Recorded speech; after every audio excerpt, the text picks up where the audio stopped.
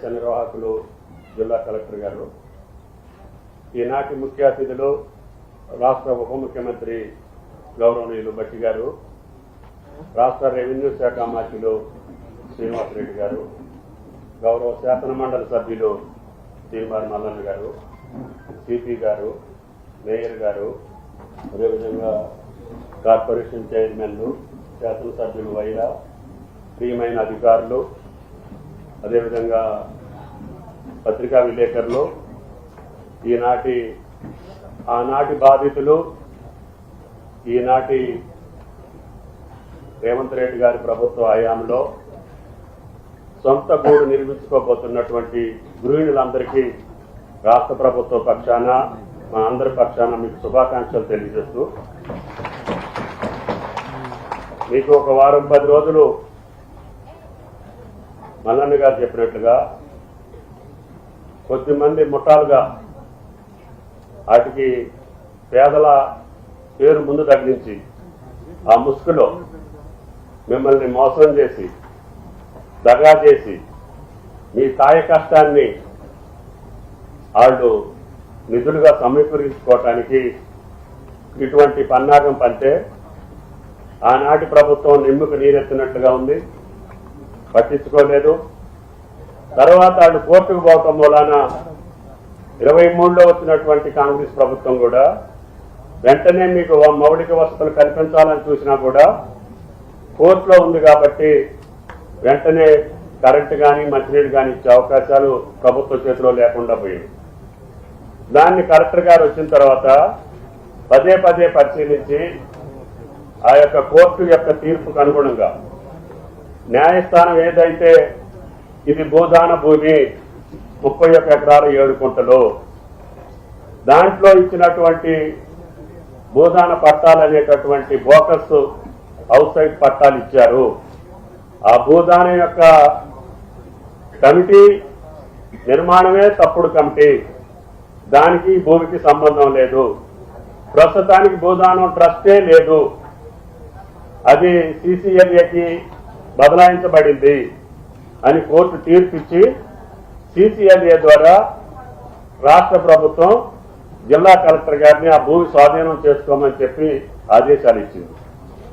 ఆదేశాల ప్రకారం, రాష్ట్ర ప్రభుత్వం యొక్క ఆదేశాల ప్రకారం జిల్లా యంత్రాంగం అప్పటికీ నిరుపేదలను గుర్తించి అక్కడే ఉంచి అనర్హులను కానీ, దోపిడీదారులను కానీ, దగాకోరులను కానీ, మోసం చేసేటటువంటి వాళ్ళని బయటికి పంపిద్దామని చెప్పి చాలా ప్రయత్నం చేశాం. కానీ ముఠా మేస్తరులు అయితే వాళ్ళు వెనకున్నటువంటి కొద్ది మందిని మిమ్మల్ని వెనకబెట్టి ఎవరిని కూడా అధికారులను లోనకు రానియకుండా, ఎస్వామి కూడా అధికారులు లోనకు రానియకుండా, ప్రజాప్రతినిధులు రానియకుండా బారికేడ్స్ కట్టి టోల్ గేట్ పెట్టి దౌర్జన్యపూరితంగా, అహంకారపూరితంగా ఒక సమాంతర రాజ్యాన్ని జిల్లా కలెక్టర్ పక్కనే నడుస్తూ ఉంటే చూసుకుంటూ ఊరుకోవటానికి ఇది గుడ్డి ప్రభుత్వం కాదని చెప్పి కూడా ఆ ముఠాలకు విజ్ఞప్తి చేయదలుచుకున్నా. అందుకని నేను ఈ CCLA ఆర్డర్ ప్రకారంగా రాష్ట్ర ప్రభుత్వం కలెక్టర్ గారికి ఆదేశాలు ఇవ్వటం, కలెక్టర్ గారు, సిపి గారు, జిల్లా యంత్రాంగం సమన్వయంతో ఒక మీ మీద లాఠీ దెబ్బ పడకుండా, ఒక తోపిడీ లేకుండా మీకై మీరే సామాన్లు బయటకు తీసుకెళ్లి, ఎందుకంటే ఆ దగాకోరులు బయట పెట్టాలంటే మిమ్మల్ని కూడా బయటికి పంపించాల్సిన పరిస్థితి ప్రభుత్వానికి దాపురించింది. గత 7-8 సంవత్సరాలుగా అటువంటి దౌర్జన్యం, అటువంటి భయానక వ్యవహారాన్ని అక్కడ సృష్టించారు కాబట్టి మీరు కూడా భయపడి కొంతమంది ముందుకు రాలేకపోయారు. అందుకని మిమ్మల్ని రక్షించడం కోసం, ఆ యొక్క దుర్మార్గుల్ని బయటికి పంపించడం కోసం మొత్తాన్ని ఖాళీ చేసి మీ నిరుపేదలైనటువంటి నిరుపేదలకి ఆ భూదాన భూములు దక్కాలనేది రాష్ట్ర ప్రభుత్వం యొక్క ఆలోచన అని చెప్పి మీకు ఈ సందర్భంగా మనం చెప్తున్నాం. అందుకని ఇంకా బయట ఇద్దామంటే కూడా గౌరవ ముఖ్యమంత్రి గారు, రెవెన్యూ మంత్రి గారు, ఉప ముఖ్యమంత్రి గారు కాదు, వాళ్ళు అక్కడే మోసం చేశారు కాబట్టి ఆ నిరుపేదలకు అక్కడే ఇవ్వాలి, దానికి కావాల్సినటువంటి మౌలిక వసతులన్నింటినీ కూడా ఇంటితోటి పాటు మీ పిల్లలకి మంచి భవిష్యత్తు ఇచ్చేటట్టుగా ఒక మోడల్ స్కూల్ కూడా మీ భూదాన భూముల్లోనే నిర్మాణం చేస్తామని చెప్పి కూడా విజ్ఞప్తి చేస్తున్నాం. అంతేకాకుండా దానికి కావాల్సినటువంటి రహదారులు కానీ, విద్యుత్ శక్తి కానీ, మంచినీళ్లు కానీ యుద్ధ ప్రాతిపదిక మీద మీరు రేపు ఉదయం నుంచే ఓపిక ఉన్న వాళ్ళందరూ కూడా ఇళ్లు కట్టుకోవడానికి రెవెన్యూ మంత్రి గారి యొక్క సారథ్యంలో 311 మందికి ఇళ్ల నిర్మాణం రేపు రాబోయే డిసెంబర్ 9వ తారీఖున సోనియా గాంధీ గారి పుట్టినరోజున గౌరవ ముఖ్యమంత్రి గారిని తీసుకొచ్చి మీ ఇంట్లలో పండుగ చేసేటటువంటి బాధ్యత ఈ ప్రభుత్వాన్ని అని చెప్పి మీకు ఈ సందర్భంగా మనం చేస్తున్నాం. కాబట్టి ఈ యొక్క అసౌకర్యానికి ఈ ప్రభుత్వాన్ని స్థానిక శాసనసభ్యుడిగా మీరు కూడా నన్ను అర్థం చేసుకోవాలని జిల్లా యంత్రాంగం చాలా పకడ్బందీగా పట్టుదలతోటి మీకు న్యాయం చేయటం కోసం కొంత ఇబ్బంది పడ్డారు. ఆ ఇబ్బందిని తొలగించడం కోసమే వెంటనే ముఖ్యమంత్రి గారి ఆదేశాల మేరకి మీరు 3 మంత్రులు వెళ్లి వాళ్ళకి ఇళ్ల స్థలంతో పాటు ఇళ్లు కూడా ఇచ్చి రేపు ఉదయం నుంచే ఇళ్ల యొక్క నిర్మాణం కూడా ప్రారంభించి వాళ్ళకి కావలసినటువంటి మౌలిక వసతులని పూర్తి చేయమని చెప్పి ఆదేశాలు ఇచ్చారు. అందుకని మేము మీ ముందుకు వచ్చామని చెప్పి కూడా ఈ సందర్భంగా మనం చేస్తున్నాం.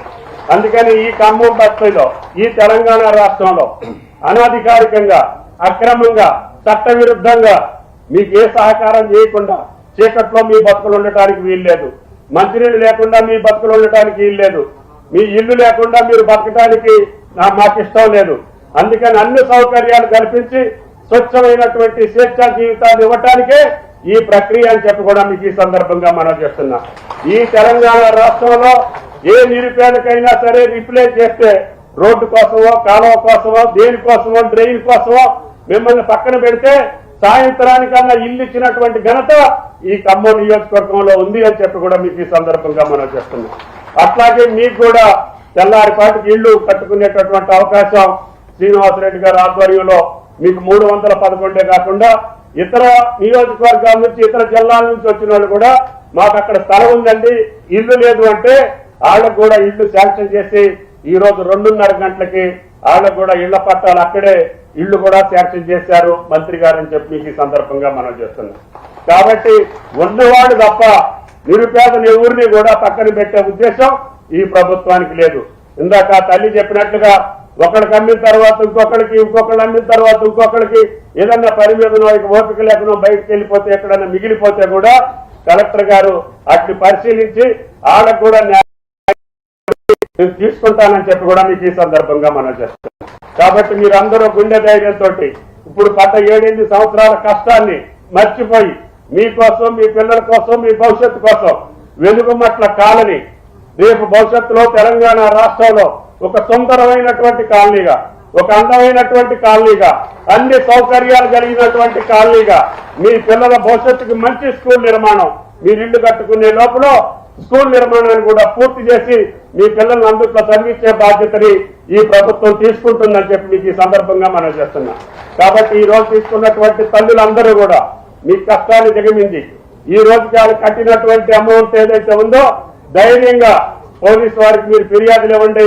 వాళ్ళని ఎట్టి పరిస్థితుల్లో కూడా శిక్షించి రాష్ట్ర ప్రభుత్వం తరఫున మల్లన్న గారు చెప్పినట్లుగా వాళ్ళ మీద ఉక్కుపాదం మోపి మీకు న్యాయం చేయడానికి ప్రయత్నం చేస్తాం.